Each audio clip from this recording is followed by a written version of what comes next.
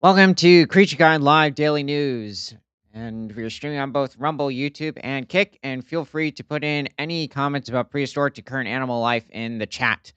So let's dive back into the Mesozoic. From Sci News, Daspletosaurus Horneri, new Tyrannosaur species discovered. This is taking place a few years back in late 2010s. We did find already another species of Daspletosaurus back in 1921. However, it wasn't until 1970 that Daspletosaurus torsus would be described or named. So, paleontologists have unveiled a remarkable new species of Tyrannosaurine dinosaur from the late Cretaceous epoch, a cousin of the fearsome predator Tyrannosaurus rex. It is also an earlier relative of the T Rex.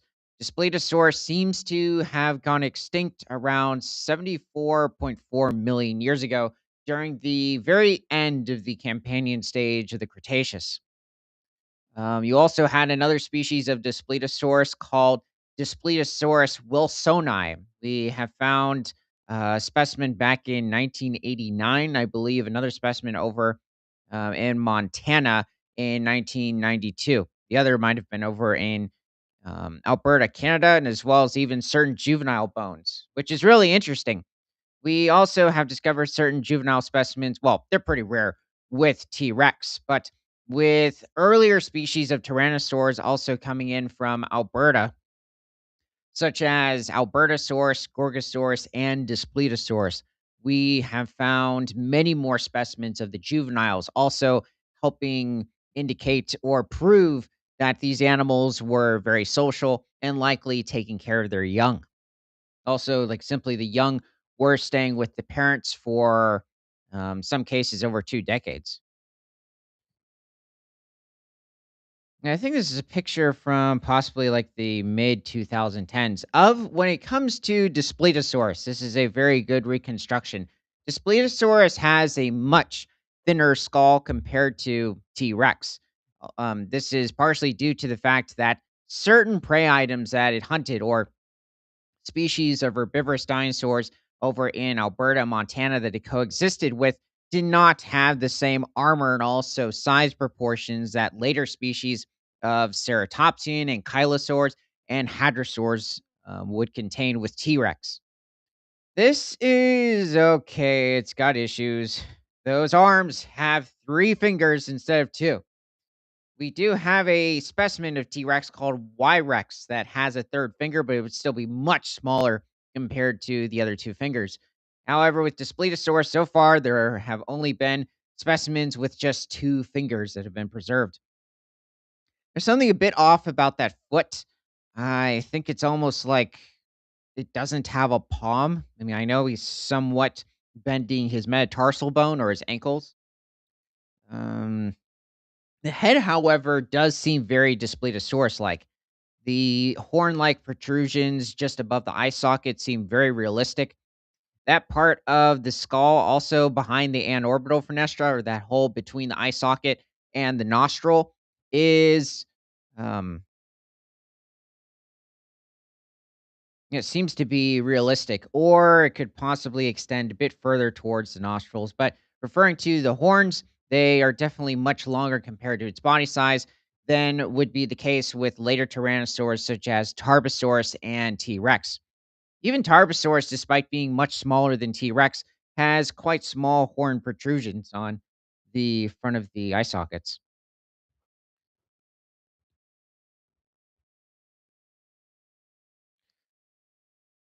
Joe GZ says hi. Well, hello, fellow sauropod. How are the ferns tasting?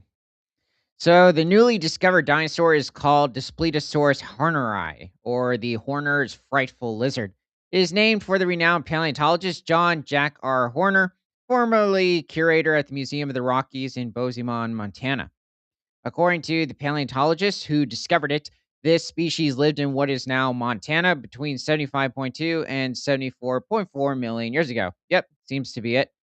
Um, or at least with this specific species. You would have had it with Daspletosaurus wilsoni and Daspletosaurus prorsus existing much earlier. They also come from the Oldman Formation, if you're specifically talking about Daspletosaurus forces, um, in Alberta, Canada. They're coming in from the Ullman Formation and the um, Dinosaur Park Formation over in Alberta, which we also find different species of dinosaurs such as Rhinoceratops, Anchiceratops, Eotriceratops from these areas. Edmontonia, Anodosaur. We find Anodontosaurus and different species of dromaeosaurs such as Ornitholestes, and even other close relatives in the theropod lineage such as certain types of mononychids like Boreonychus. There are also different species of, well, the hadrosaurs, depending on the formation that you're referring to, are quite rare. We do have one species, such as Saurolophus, but it's the smaller species of Saurolophus compared to the species that evolved a bit earlier in time over in Mongolia. Um, this species of Saurolophus I'm referring to maybe weighed some around 3 tons. So the beast, back to this Daspletosaurus, was a type of Tyrannosaur, a group of giant predatory dinosaurs of the late Cretaceous from Asia and North America. It is possible we might have evidence of tyrannosaurs at this point, once again inhabiting Central Europe. Or I'm mixing that up with ceratopsians, but I believe there were certain fragmentary remains of an unidentified tyrannosaur taxon that were discovered over in Central Europe recently. Daspletosaurus Horneri was the youngest and last of its lineage that lived after its close relative, Daspletosaurus turosus, which is found in Alberta, Canada. Said Dr. Thomas Carr, a paleontologist at Carthage College and lead author of a report published this week on Daspletosaurus Horneri in the journal Scientific Reports. Close evolutionary relationship between the species taken with their geographic proximity and their sequential occurrence suggests that together they represent a single lineage that changed over geological time, where D. turosus has morphed into D. horneri. Yeah, I mean, that does seem to be the case with the evolution of these two species. And yeah, I was pronouncing that wrong earlier. I was mixing up like the Triceratops species with um, the Triceratops species, Triceratops prorsus, which evolved from Triceratops horridus with Daspletosaurus turosus. These three animals also did not coexist with each other. Let's see. Let's actually bring up Saurolophus.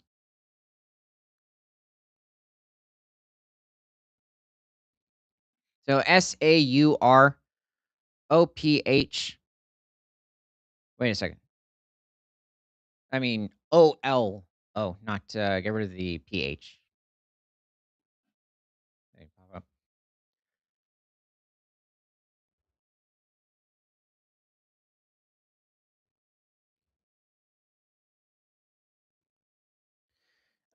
Yeah, this might be representing the Asian version, but they would have looked quite similar. It's just that the Canadian species, also existing a bit later in time, was much smaller, only reaching somewhere around 3.5 tons, whereas the Mongolian species was pushing possibly around 12 to 14 tons, one of the largest species of hadrosaurs to exist.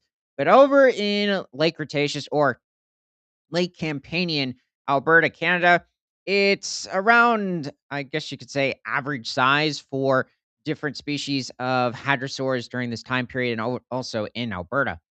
So this Saurolophus species probably reached somewhere around maybe 25 to 30 feet in length, or pushing between 8 to 9 meters, and was likely feeding on different species of flowers in the area, different types of ferns, maybe smaller conifer trees, and likely also lived in herds of at least 100 individuals. Probably also coexisting with different species of centrosaurs and chasmosaur ceratopsids at this point, so early relatives of the later Triceratops and Torosaurus. This is a better reconstruction when it comes to the skull, even the neck. Though I'd say it's a very thick neck. Certain Saurolophans, which is the group of hadrosaurs in which Saurolophus belongs to, have been reconstructed having much wider necks compared to, per se, members of the Lambeosaurin family of hadrosaurs. So it's not bad I like how the beak, also the upper jaw, is protruding down, but overall, it's a good specimen. He does have a bit of a duck-like look, at least when looking at his whole skull and not just the beak itself. I'd actually say in this case, the beak has the least type of a duck similarity. The crest or even the horn looks really good. Oh, this is, yeah, definitely an older reconstruction. Possibly what's going on here is a male and a female. I think certain theories that the males might have had an enlarged sac towards the top of their skull. And so they would have inflated it during the breeding season to help attract females and also scare off other males. So, yeah, I mean, it is certainly possible.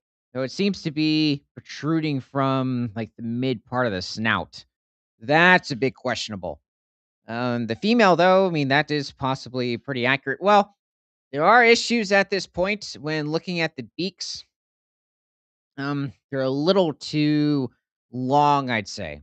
And well, the front of the snout. I should say that the beak should actually be like pointed not so diagonally towards the ground and really just straight down like with what you see in the male, but also just having a much longer length itself. Still not bad having the elongated cheekbones. I mean cheek muscles. Seems to be less so over on the female. I thought one was just uninflated and the other was not inflated. Well, oh, because it looks like it's connected to the horn itself when it comes to the sack. Yeah. Yeah, that is a bit confusing. I was comparing it to certain Galapagos birds, but yeah, that's a good specimen. Um, yeah, this one I think is little off, at least with the horn-like structure. So it's about 75 million years old. So this animal lived about 9 million years before the extinction of the non-avian dinosaurs, said co-author Dr. Eric Roberts from James Cook University. In geological terms, the beast was the youngest of the Daspletosaurus clan, with a body length of 29.5 feet or 9 meters and a height of 7.2 feet or 2.2 meters. Wow. Actually, that's um that's kind of short for even Daspletosaurus. Hmm. Though having a length of around 30 feet does make sense, or 9 meters. Daspletosaurus horneri had a wide snout, small orbital horns, and slit like pneumatic openings on the side of the lacrimal bone. A large horn behind the eye is elevated beyond the side of the head, indicating a covering of keratin, the hard and shiny material that makes up human fingernails. Well, this would have been the case with any species of dinosaur when it came to their horns. They would have been covered with an extra layer of keratin, also probably adding sharpness and length to their horns. Even if you're looking at different species of ceratopsians, let's see. Let's look up Montani ceratops. So Montaniceratops.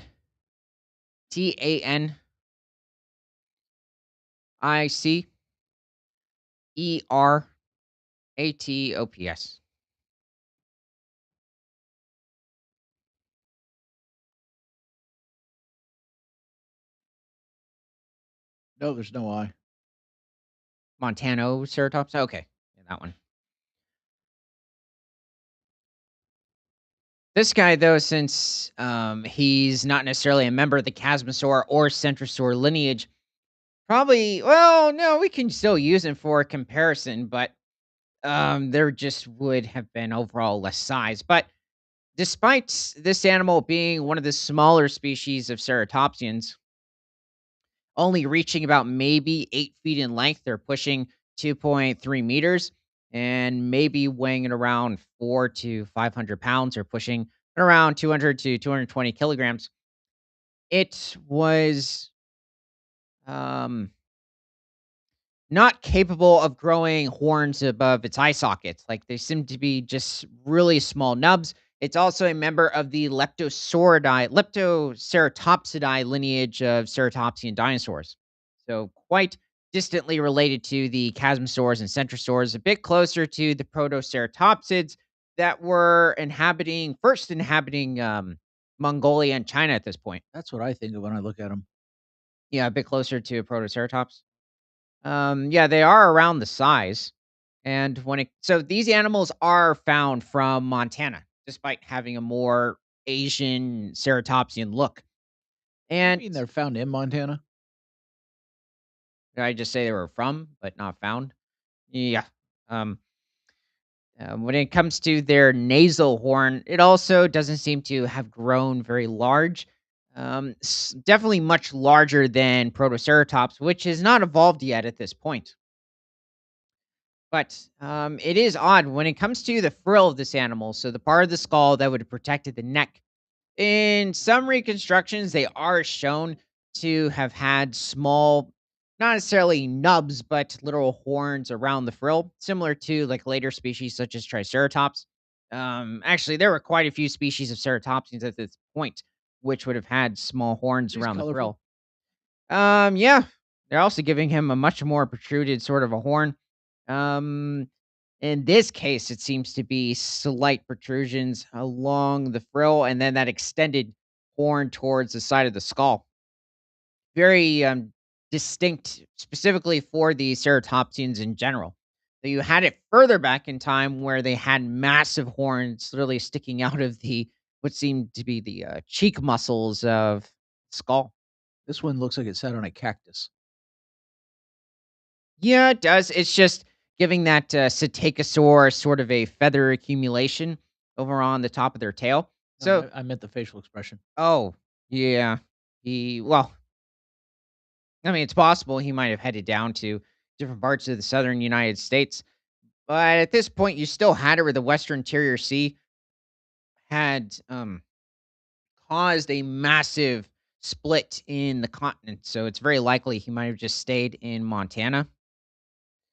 Now, I mean, depending on where he was in Montana, it probably had access to different southern parts of the United States. Since also at this point in the Cretaceous, we have a wide range of different species of larger ceratopsians coming in from the state of New Mexico. Even tyrannosaurs themselves, shortly further back into the Cretaceous, like around 85 to 92 million years ago, we find a couple of species over in New Mexico. Colorado or states like Colorado are a bit empty or devoid of different Cretaceous dinosaurs, or late Cretaceous specifically. And the same can go for Arizona and Utah to an extent. But focusing on this animal, he also doesn't seem to be a carnivore, so likely feeding on a somewhat similar diet to the Saurolophus, but probably focusing on smaller species of shrubs and different types of cycads and ferns. It's very possible they might have just cruised along the coast now and then, considering they would have been adjacent to the Western Interior Sea, so it was bound to occur now and then. They Um, grab a jellyfish here and there.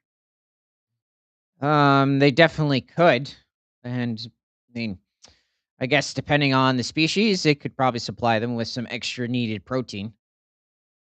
They might have even scavenged now and then. It would have been rare, but they could have scavenged like certain beached mosasaurs or marine reptiles, even long-necked plesiosaurs. So instead of like raiding some dinosaur's nest and eating their newborn hatchlings or the eggs. Wait, so they were carnivores? No, I'm just saying in times like with what we see in certain species of herbivores today, like deer, camels, who else? I think even sometimes cows or bison will go after smaller mammals, birds, eggs, munch on bones for extra calcium, phosphorus, protein, or seems in some cases even creatine because they are intaking that nutrient. So it might have been a similar case with different species of dinosaurs when they were not getting in the proper amount of nutrients from their plant diet. It probably was even more common during the dry season occasionally. Okay, let's head back to the article.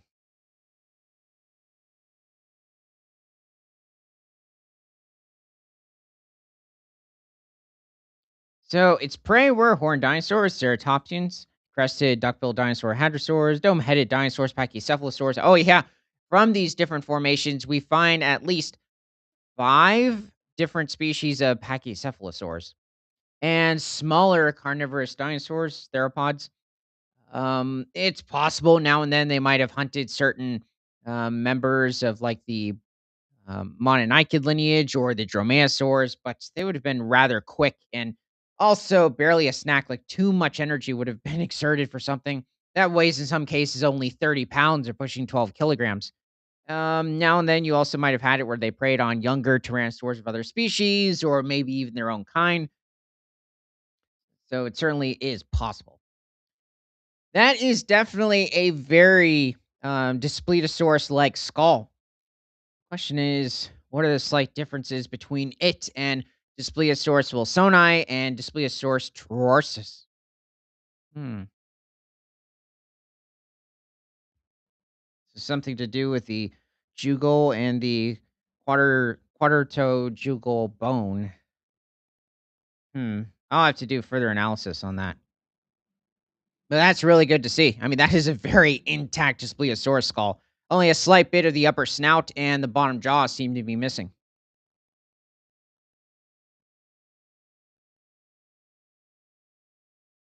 Dr. Carr and Dr. Roberts and their colleagues worked with well preserved fossils, a skull and skeleton of a subadult, a skull and skeleton of an adult, a partial lower jaw of a subadult, and isolated bones of subadults juveniles. Wow. This is almost like we're talking about Albertosaurus.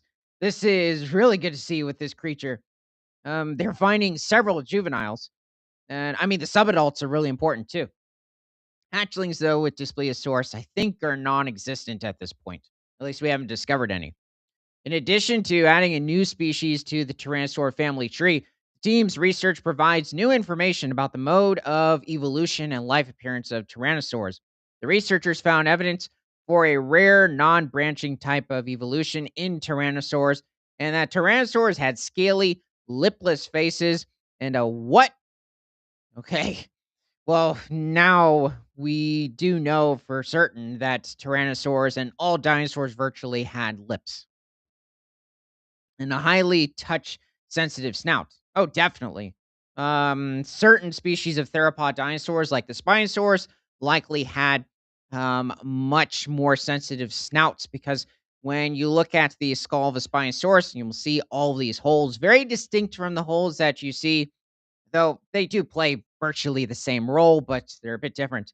On different species of tyrannosaurs or even megalosaurs that would have enhanced their sensitivity mechanisms, mainly because they would have helped perceive the different motions in the water that would have linked to type of fish that they were hunting.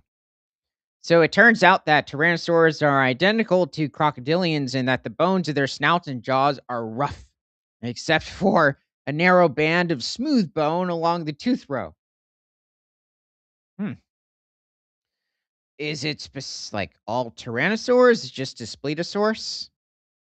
And even if it was Tyrannosaurus, is it just them and not other lineages of theropod dinosaurs? I find that a bit odd. Hmm. It's just they're so distantly related to each other. But we have seen in many different types of animals where they have evolved similar mutations. Um, I'm trying to think of a good comparison. Like maybe when you look at the armor of different species of mammals, different species of dinosaurs, and even other archosaurs, you have it where animals like the pangolin is very heavily armored, but its armor is also made of keratin and not bone. Then you have the different species of ankylosaurs and nodosaurs that are heavily armored, but they're made of bone, except they were covered with an extra layer of keratin. And you could even take in the different species of crocodilomorph. They're also quite heavily armored. So, yeah, I guess that's very possible they have a very similar mutation when it comes to the snout.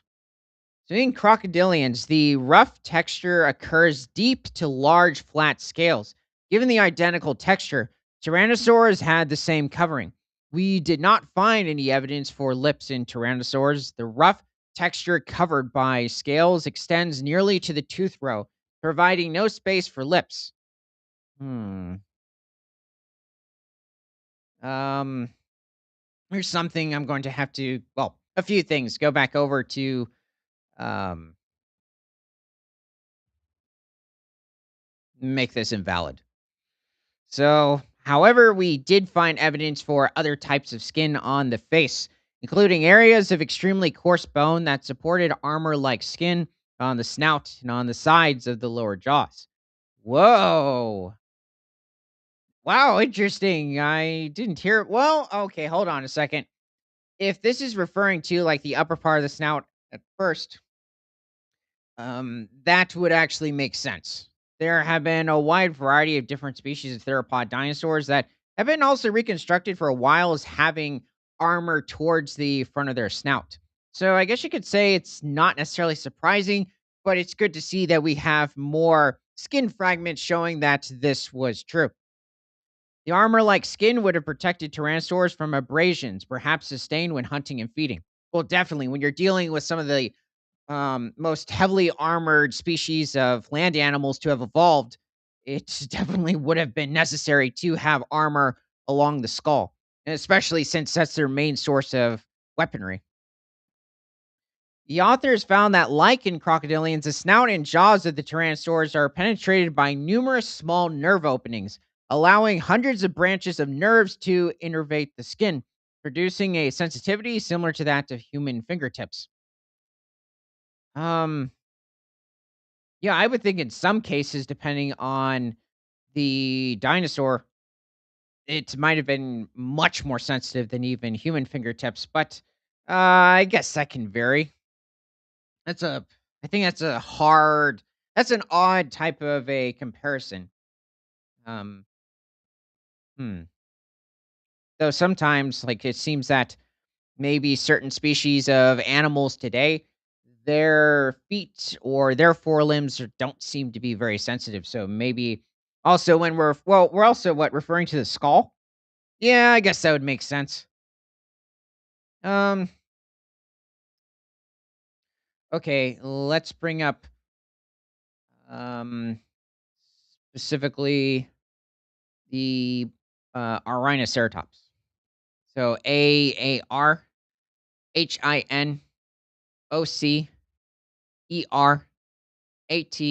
Arhinocerops.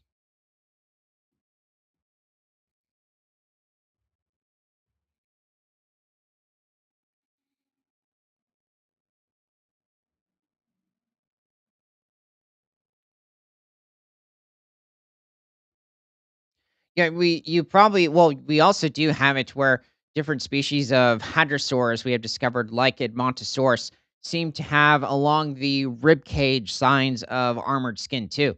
So it wasn't just the ankylosaurs, nodosaurs, and in this case, even the tyrannosaurs that had armored skin. It seems to be that armor massively accelerated in a wide range of different lineages of dinosaurs. In fact, if you travel to different parts of South America and Asia during the late Cretaceous period, technically even further back into the early Cretaceous, so over 100 million years ago, you would have come into contact with different species of sauropods, such as the saltosaurs and certain members of Spondyli, which is another lineage of sauropods, would have contained armor. Like we do have preserved skin specimens showing that different species of saltosaurs along the core of their body, at least like towards the upper back, even somewhat towards the mid part of the rib cage, would have been armored. Not so much along their upper legs, however. It is odd. Um, so yeah, that is quite interesting. And then with that, we seem to have predators that are evolving with much more robust skulls.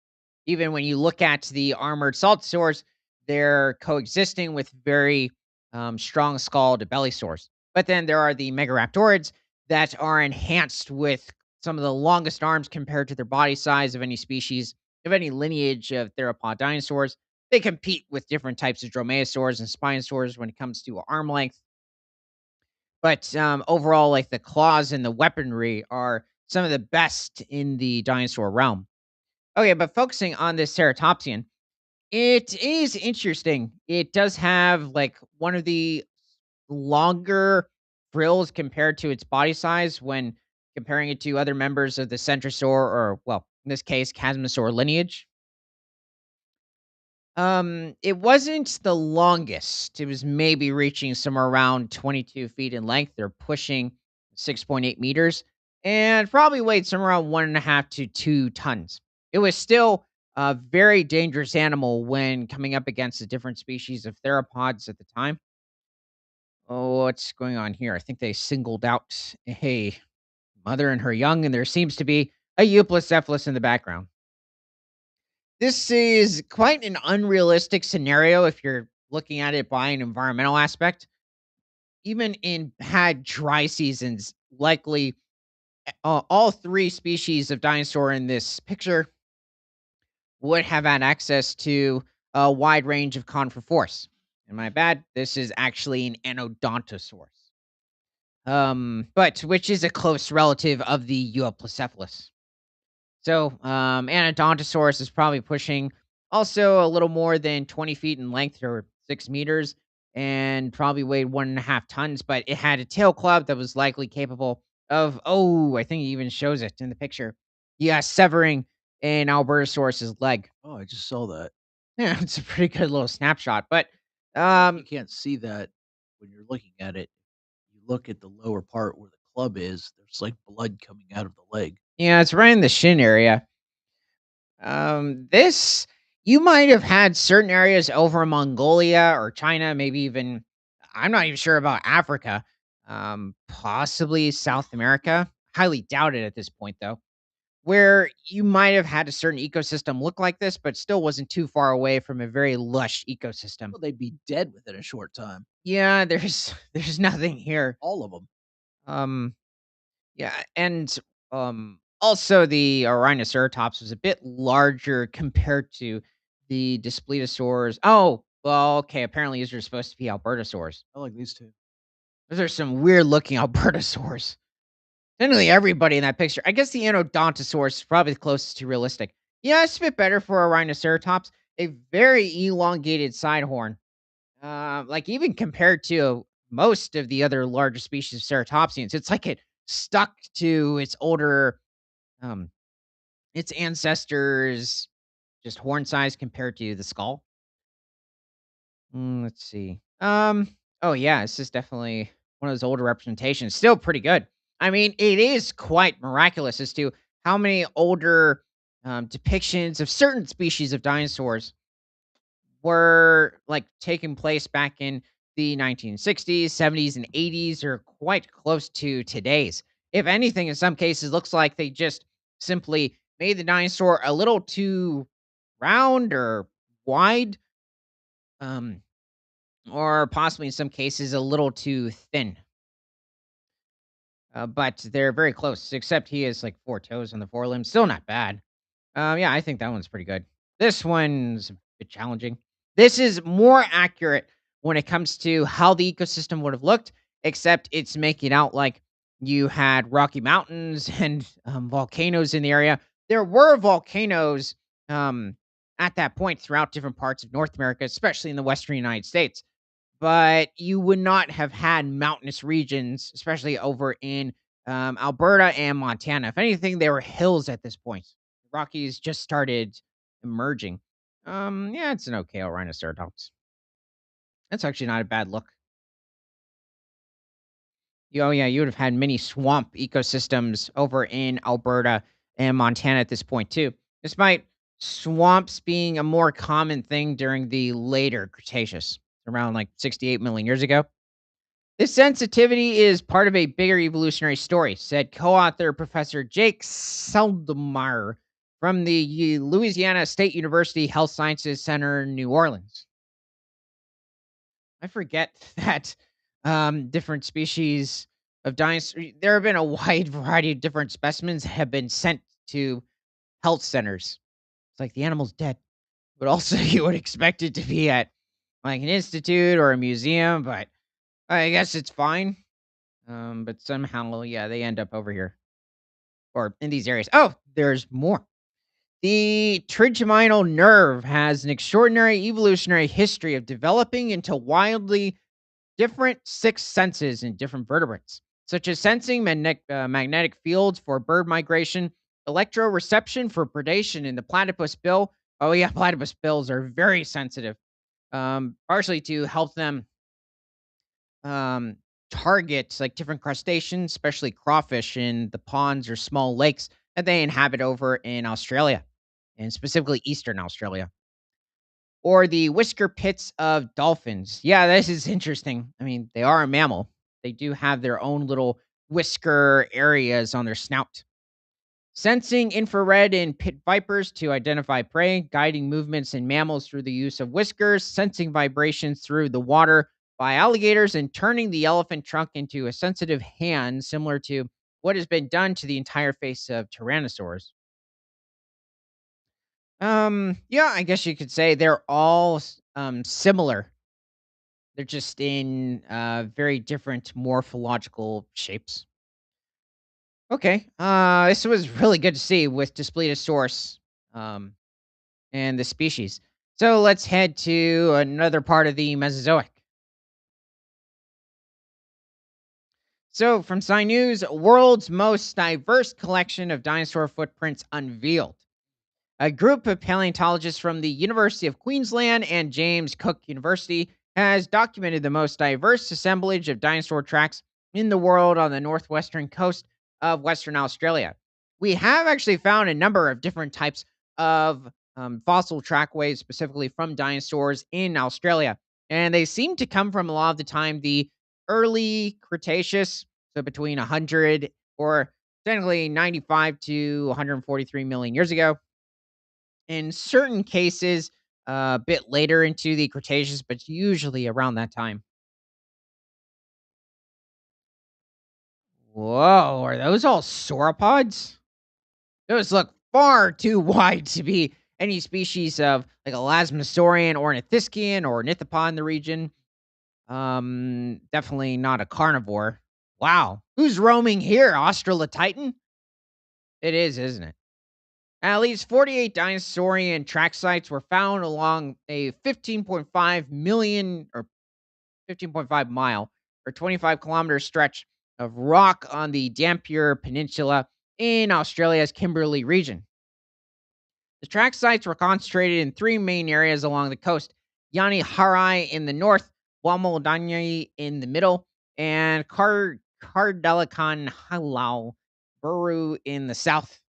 Thousands of tracks were examined and measured in situ and using three-dimensional photogrammetry or photogrammetry. So there's 48 of them. Wow, that's a lot, especially for sauropods. Um, let's bring up Australotitan. Australotitan.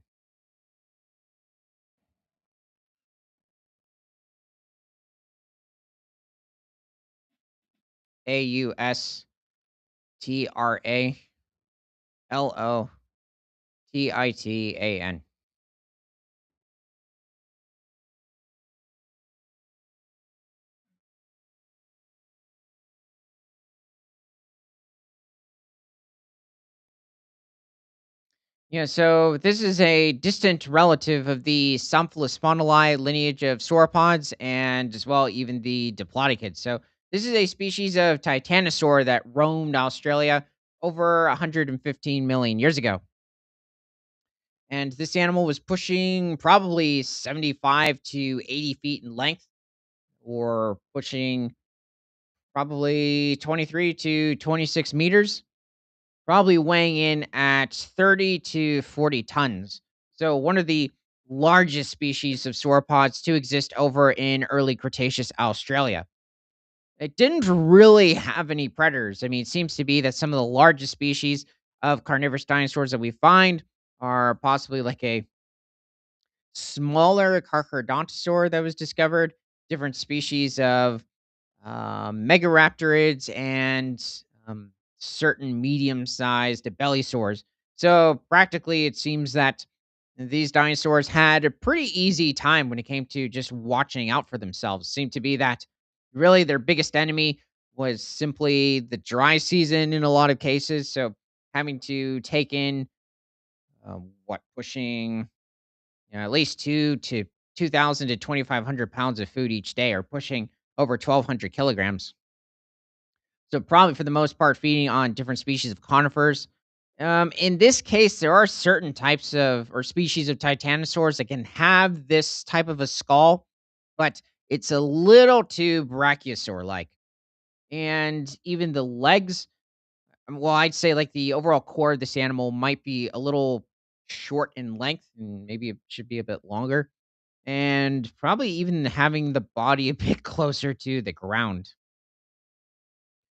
Um, Okay, this isn't gonna be real clear for everyone, but Also what a fat neck. whoa. Wow, okay. Well, this isn't too surprising for, certain depictions of Titanosaur, especially if this is Australotitan. It's certainly possible, at least it's not like that documentary further back where it looked like a giant, um, sack of potatoes walking around.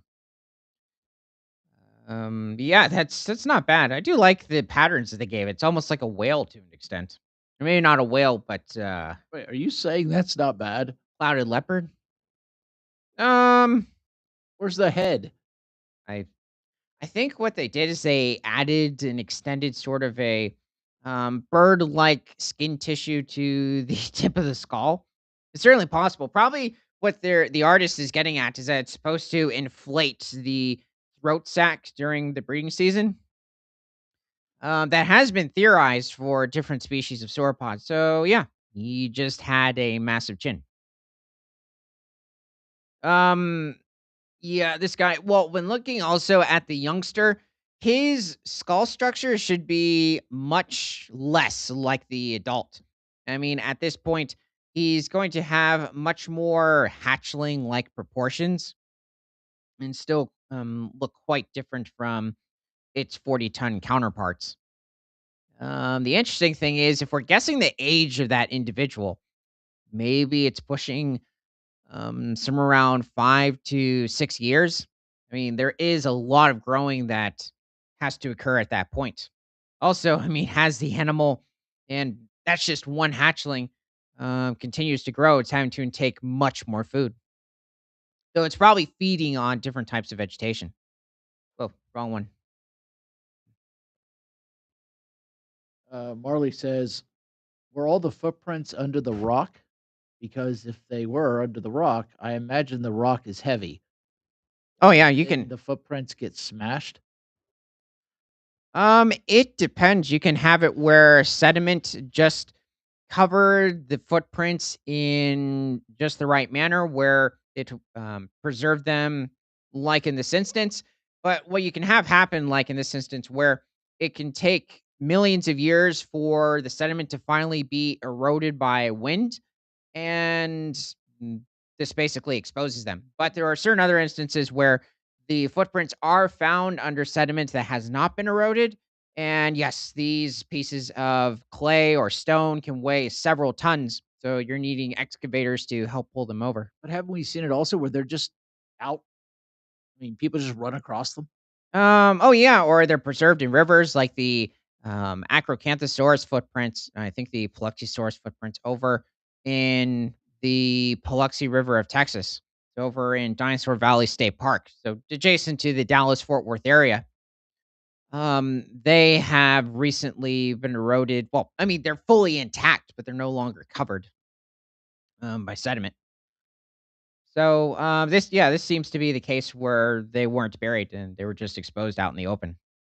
I'm guessing this is from Australotitan, but we don't really have, at least at the moment, we haven't ventured further enough into the article to see whether or not they give us dimensions on the footprints. I would assume that they would tell us. So at least, oh, here's that. The diversity of the tracks around Wilmundani was globally unparalleled and made the area the Cretaceous equivalent of the Serengeti. Added team leader Dr. Steve Salisbury, a paleontologist at the University of Queensland. I'm not sure if any ecosystem today is a good representation or good comparison to when different species of 30-ton sauropod dinosaurs were roaming. It is extremely significant, forming the primary record of non avian dinosaurs in the western half of the continent and proving the only glimpse of Australia's dinosaur fauna during the first half of the early Cretaceous period. It's such a magical place. Australia's own Jurassic Park in a spectacular wilderness setting. So what else is occurring here? There we go. We got theropod footprints. Well, I wonder who this could be. Let's see. So the footprints dated to between 140 and 127 million years ago. Well. What is this? They seem to be a bit big for Australvenator. Guess he was one of the paleontologists in the area. Oh, are those casts behind him? Those might be casts of the footprints. Yeah, certain ones. A lot of them look like sauropods.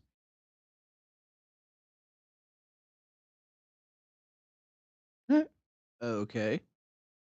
Yeah. Where the? Oh, wait a second. Are those all? I think the footprints are scattered within the um rock. But where's the stuff? Hmm. Definitely, you can see like front feet and the hind feet casts.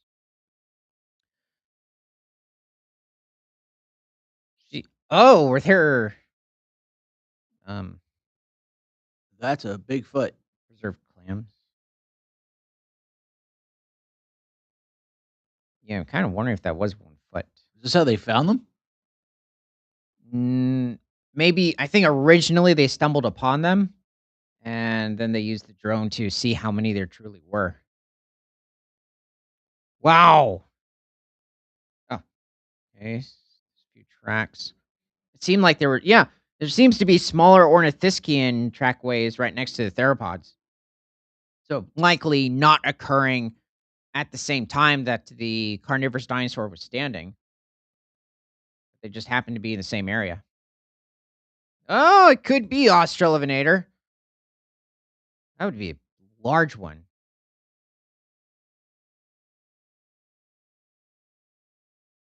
That's a massive difference in time, however, between 127 and 140 million years ago. I'm not sure. It might be mysterious when it comes to the theropod. So they range in size from small 20 centimeter or 8 inches to very large, almost 1.7 meters or 5.6 feet. Jeez, that's huge. What on earth? 5.6 feet. Hmm. Wait, a foot? Yeah, there isn't a dinosaur foot that's that large. Well, I don't, I'm not sure. Argentinosaurus didn't necessarily have small feet. I don't know. That's large. Hmm. Maybe it's from the added impression after the animal stepped into the sand. Of the tracks examined, 150 or mud, 150 can confidently be assigned to 21 specific track types, representing four main groups of dinosaurs: theropods, or three-toed bipedal carnivores; sauropods, massive long-necked quadrupedal herbivores; ornithopods, bipedal dinosaurs or herbivores; and thyrophorans, armored quadrupedal herbivores covered in plates and spikes. So animals like Mimi. Among the tracks is the only confirmed evidence for Stegosaurus in Australia. Oh yeah, it has been recently discovered that Stegosaurs did inhabit Australia. They just don't seem to be very common. It was also during the early Cretaceous. Let's see. Let's bring up Lilianasaura. Who? Lilianasaura. So Leai, or I mean Nosauri.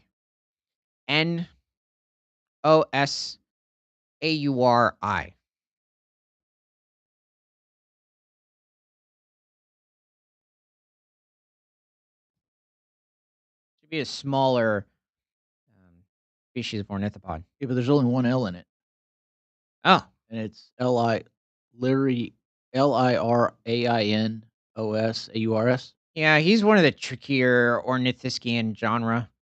Probably the trickiest.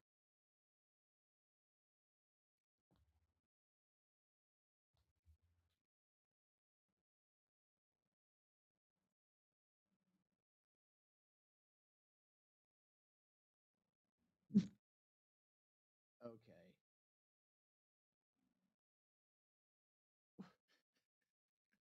No. Oh, that's bad. I have no idea who this could be. Um, in early Cretaceous Australia, this is like something between an ornithischian, a sauropod, a slight theropod because it's giving it that dew claw. A sauropod when looking at the armor, except doesn't seem to be really any sauropods that armor towards the neck, around the core, maybe the upper Yeah, but shoulder blades his or feet, upper his front thighs. feet, what does he look like? Yeah, it's a sauropod or a very No, thin. no. A, Oh, an iguanodontid. yeah. Yeah, I guess you could say when it comes to that hoof-like structure, which even the sauropods had. Um, well, this is Lyranosaurus. So this is another species of sauropod that, yeah, it seems to have quite long limbs compared to its body size. So it's a bit different compared to many species of sauropods, which tend to have slightly There's almost nothing on this guy. shorter limbs compared to their overall length. I think you might have pulled up the wrong creature. No, no, no. Yeah, it's the wrong animal. Oh, This is like a small ornithopod. okay, respell it then. Let's see. L. Let's try this. EAYN. Um, IANOSAURUS.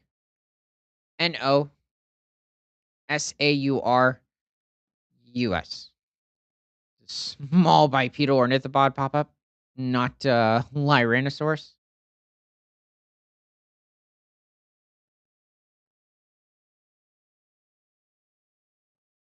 Now it pulled up.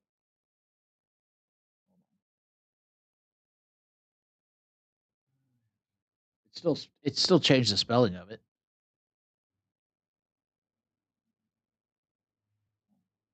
This sauropod doesn't even have a Y in the name.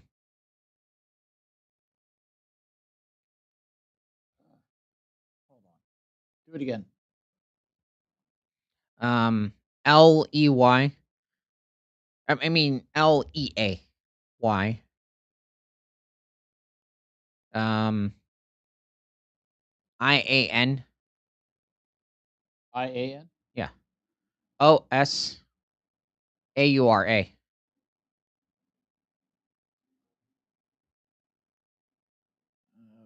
Said, did you mean LEAELLYNASAURA?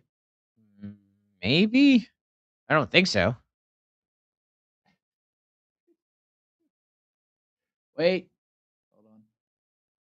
What type of dinosaur is it? It's a small bipedal ornithopod. Hold on. It's an elasmarian. Metabarosaurus's neighbor. There he is. Finally, he is here. Okay, so this little guy. Wait a minute. Marley says, and I believe English is your native language. I need to pay a lot of attention to understand sometimes, but it's a good challenge to know that these nice things. It's nice to remember all that. I think that Well, it's also Greek that it's not English. we're speaking in. Um, is he munching on some older, tree branches? I guess this is supposed to represent a dead conifer forest in the winter of Australia and possibly even Antarctica around 110 million years ago during the, um, let's just say late early Cretaceous period at this point. So it's very likely that these animals experience blizzards and certain snowfalls at different points in the winter. You would have had different species of larger elasmarian ornithopods, such as Montebarosaurus, inhabiting different parts of Queensland, Victoria, New South Wales, as well as into Antarctica. So also like pushing between like 106 and 110 million years ago. But Leonosaura itself, so I think the image makes it look a lot larger compared to how big it actually was. Maybe not pushing much more than 150 to 200 pounds, or maybe just around 90 kilograms. So likely just feeding on different species of ferns, flowers, maybe even certain types of nuts in the region. So it was practically an herbivore. It is showing the animal with feathers. I think this is actually not a bad reconstruction. Oh, yeah, here we go. More of these. And they've been popping up a lot in recent years. I gotta be honest, he looks like a lemur I was thinking a in lemur tail. yeah, in Leonosaura in a Leonosaura costume. Let's see. Yeah, I think also when it comes to these dinosaurs, they had around 4 fingers on their forelimbs. But despite having a somewhat theropod sort of a stance, they are very distantly related. They're not even in part of the Saurischian lineage. They are members of the Ornithischian branch of dinosaurs. Is he eating like a frosted nut or some sort of He's a just eating a flower? flower or something. Yeah. Um, I'd s- I guess they're all similar in build. Still somewhat odd Leonosaura. Leonosaura does have a somewhat long tail compared to its body size. This animal was pushing not much more than 8 to 9 feet in length, or maybe around 2.4 to 2.6 meters. Wow, that is a very fluffy parrot-like version of Leonosaura. What on earth is going on? Oh yeah, I think that's the thing when it comes to that fifth finger. It's just practically a nub. I think when referring to um possibly his thumb, considering this is approaching the time when different species of iguanodontids, in fact, the whole iguanodontid lineage in general, would have lost their thumbs. Wait, and here we go again. Hey, yeah, here we go. Yeah, why have different paleo artists been adding a lemur tail to Leonosaura? I mean, you might have had different types of lemur like mammals inhabiting the Mesozoic, possibly even in Australia, but um yeah, I just find this quite odd. I mean, it does have a long tail. We don't have any evidence, however, of really any species of ornithischian, but specifically Leonosaura containing feathers. But considering it lived in the cold, and also for the Mesozoic, it's a much smaller animal. It's very likely and possible that it would have contained feathers. Considering we do have evidence of other members of the Ornithischian lineage of dinosaurs being different species of the horned dinosaurs, the ceratopsians, having feathers. So it's very possible these Ornithischians were probably fluffy too. You might have even have had it where during the winter, they're extremely furry, and then during the spring and summer months, they might have shed some of their feathers and simply just had a light summer coat. It might have even been quite similar with different species of carnivores in the region, like the Megaraptorids. They were probably quite feathered as well. But yeah, these guys were also probably quite docile and make a good pet. Okay, well, let's head back to the article. Unless they're in your freezer eating your frozen food. Um, yeah, he would have to be careful because plants have changed a lot since then, unless there are frozen ferns and flowers. So they could probably survive on that. Um, Still though, probably not good for the overall temperature. Let's see. So there are also some of the largest dinosaur tracks ever recorded. Some of the sauropod tracks are around 1.7 meters long, or what is that? Pushing just under 5 feet. Is that like 4'9"? That's a little more realistic. Whoa! What on earth? What is making this? Yeah, I'm a bit confused. Well, if it was standing in mud, Um, it would push the mud outwards. yeah, I guess if, yeah, since we're able to tell like how specifically it would have dug in the sediment in this And instance. how do we know that guy's more than 3'5"? Yeah, I would assume he's not a pygmy. So the dinosaur tracks have always been known to the Aboriginal custodians of the land. For thousands of years, tracks in the 130 million year old sandstone have been part of the cultural heritage of the people of the Dampier Peninsula and Greater West Kimberley. Is that um is this how the African myth of like the Congo sauropod monster came to be? I didn't know there was one. Oh, the Yeah, Congo one. yeah. Okay. I Isn't don't. this in Australia? Yeah, yeah. This is over on the coast. So the tracks are integral to a song cycle that extends along the coast from Bunyagun to Wambana, then inland to the southeast over a total distance of approximately 280 miles or 450 kilometers. Wait a second. Tracing the journey of a Dreamtime creator being known as Marala or Emu Man. Oh, okay. I was actually thinking it was referring to more tracks, and I realized no, it's just referring to Emu Man. yeah, this guy. These trackways are of international significance. The glimpse of a 130 million year old world that they provide is awe inspiring, but it is the linking of these track sites into the songline and associated indigenous culture that adds a whole other dimension to their significance. I would say it's amusing. I don't think it makes me much more excited. It's like, nah, mate, it's inspiring. Like, yeah, yeah, it's kind of funny. But yeah, I got to take a closer look into those sauropod footprints because those were huge. Maybe just dug into a specific area. Certainly possible. Okay. Let's head forward in time to the Cenozoic era. From Wyoming News Now.tv, rare male and female snow leopard twins born at zoo. Oh, these guys look like they're in pretty good condition. Why do those people look like they think they're the parents? Yeah. He looks shocked and he's a bit down about something. Like, well, I mean, maybe someday we'll go back to the Himalayas. So, rare snow leopard twins born at a UK zoo have been identified as male and female. Okay, The sibling cubs arrived at Highland Wildlife Park in May and have received their first health check. Vets were able to identify the pair as one male cub and one female cub. The 8-week-old cubs were given their first vaccinations and weighed for the first time on Wednesday, coming in at about 3.5 kilograms or 7.7 pounds each.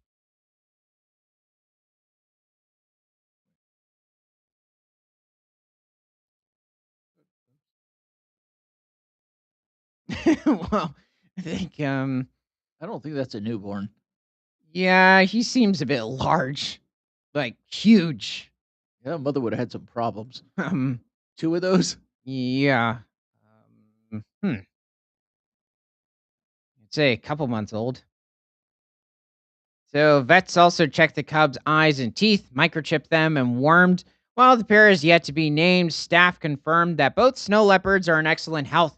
Lucy Petri, animal operations manager at Highland Wildlife Park, said, "Oh, we're back here. We were thrilled to welcome 2 snow leopard cubs to Mom Parai and Dad Koshi earlier this year. It is very exciting to find out we have a boy and a girl and that they are both in good health." Yeah, hopefully, these will be part of like a rehabilitation product or program. They don't just leave him in the zoo? Yeah. Okay, I don't know what to make of his facial expression at this point. It's almost like he seems um somewhat relieved. He's still questioning something in life, but at the same time, he's a bit relaxed. He wants to know where his bottle is. Yeah, it's probably what's going on here.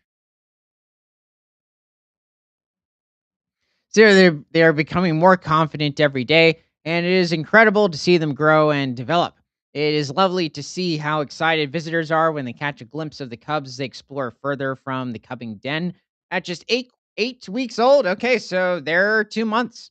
The cubs are still dependent on mom, and well, yeah, I mean they're going to be dependent on their mother for the next 2 to 3 years. Well, in the wild they would be and are spending much of their time in the cubbing den. Visitors can spot the pair exploring their habitat and learning more about their surroundings in the coming weeks. Is there anything else? Yeah, I mean, this is really good to see with snow leopards, considering they're quite rare. There are only maybe about 8 to 10,000 of them scattered across different areas of China, northern India, as well as the stands over in Central Asia. Are the snow leopards those ones with the giant paws? Probably they definitely have like the large fluffy tail, but I think it's them.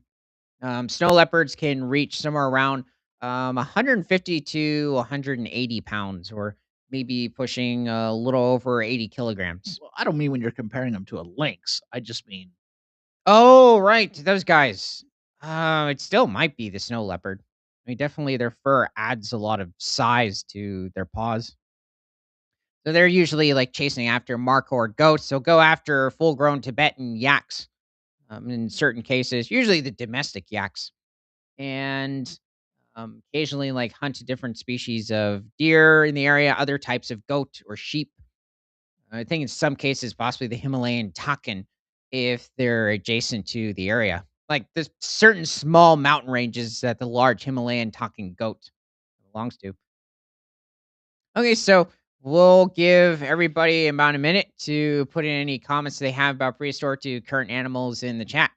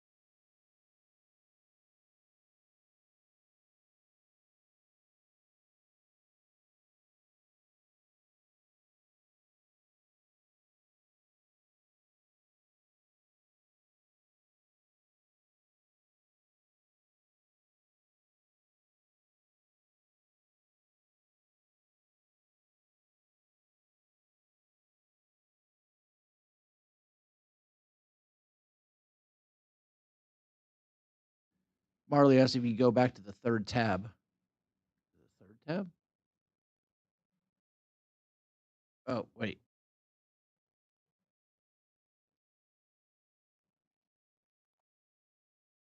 Is that what you wanted?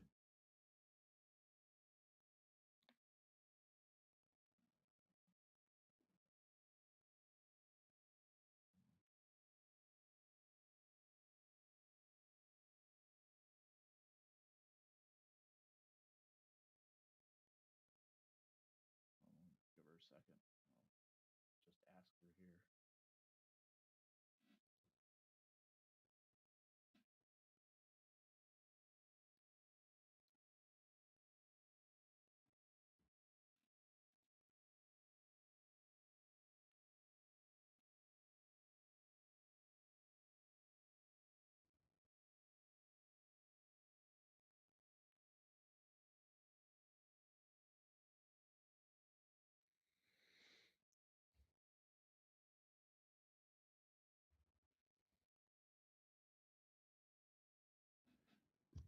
I believe they were talking something about some new kind of sixth sense, and I wanted to know if there are correlations with pigeons and their sense of direction somehow.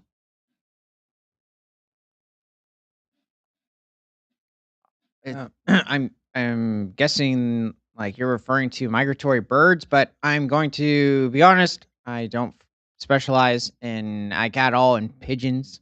When it comes to, I guess, uh, well, I okay, you're probably just referring to what dinosaurs have had a decent sort of perception of direction like birds. The answer is yes. Considering, I mean, when looking at overall like the brain structure, the different fossil footprints that we found these animals indicating um, that in the different wet and dry seasons, or even the different points in the Cretaceous periods where you had um, for different seasons in different parts of the world, they had a sense of north, south, and east and west. So, yes, it is very possible or likely that they knew where to travel like 1,000 miles or more in a certain direction or over like 1,800 kilometers. Wait, could it have been that what she thinks you were talking about is the sensitivity in their nose? Well, that's what I was originally thinking, but then the direction came up. So maybe what you're asking is specifically, like I'm sort of thinking of a Spinosaur, and it has its snout in the water, and it's trying to identify from which direction certain fish are coming from, and that would be very likely, just like with today's different species of crocodilomorphs, or especially like Garrels, the freshwater crocodile in Australia. She says it's at the end of it, so Yeah, they were talking about a sixth sense. it's probably just talking about the heightened um, sense of feeling when it comes to the snout of the Tyrannosaurus, specifically Daspletosaurus Horneri. Look at the last paragraph. Um, okay, yeah, different six senses and different vertebrates. So, oh, okay, magnetic fields for bird migrations. Yeah, I don't know of any pigeons. Technically, all birds do make like a some sort of a small migration, but it's usually local. And then you have other species, like different species of storks, geese, ducks, albatross that will make much longer migrations. I think she's asking how they know how to do that. Um, that's a good question. I don't know. I'm going to have to dive into what we have found in different species of dinosaurs in general. Sauropods are definitely an interesting one, but also compare it to the brains of different species of birds like albatross, different types of storks, Well, geese. e e Birds, I mean, not birds, pigeons probably would not be a good comparison. explain, like, T-Rex's sense of smell. Well, that's referring to this is referring to the olfactory nerve of the brain, which is specifically specializing in the sense of smell, which T Rex seems to have the largest compared to any species of terrestrial or possibly like of aquatic or semi-aquatic vertebrate. So T Rex could probably smell a dead triceratops from 20 to 25 miles away, or possibly even more, or pushing some around 40 to 45 kilometers. Um, What Balker said about him years ago. well, yeah, it's well, Bacher did make the comparison, or Dr. Robert T. Bacher, that you could train a T Rex to walk into a football stadium and it could identify 1,000 individuals, or at least possibly more, if it already knew the smells of those specific people. I would still think it would need like a certain type of a smell, like maybe a strong sort of an odor, considering in many instances people tend to not. However, let's say all of them happen to be um, maybe not necessarily bleeding, but they had like some sort of an enhanced stench. Whereas, people in general, even many species of mammals probably couldn't detect it. The T Rex, like I'm trying to think of a good um like sort of a scent. Polar bears can identify seals under the ice because seals will release a gasoline like fume from their bodies. Um, so I don't.